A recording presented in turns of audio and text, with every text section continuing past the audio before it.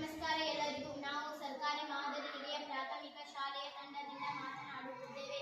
ನಮ್ಮ ವಿಷಯ ಆತ್ಮನಿರ್ಭರ ಭಾರತ. ನಾವು ಗಮನಿಸಿದ ಸಮಸ್ಯೆ, ಹಳ್ಳಿಯ ಯುವಕರು ತಮ್ಮ ಕೌಶಲ್ಯವನ್ನು ಉಪಯೋಗಿಸದೆ ಕೆಲಸವಿಲ್ಲದೆ ಉಳಿಯುತ್ತಾರೆ.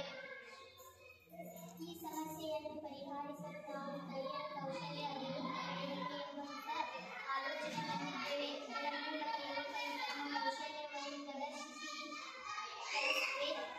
ಕೆಲಸ ಅಥವಾ ಆದಾಯ ಪಡೆಯಬಹುದು.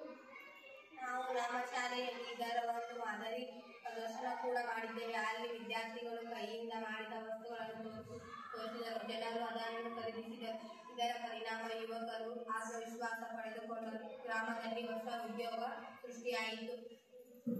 ಈ ರೀತಿಯ ಚಿಕ್ಕ ಪ್ರಯತ್ನಗಳ ಮೂಲಕ ನಾವು ಆತ್ಮನಿರ್ಭರ ಭಾರತ ಕನಸನ್ನು ನಿಜ ಮಾಡಬಹುದು. ಧನ್ಯವಾದಗಳು.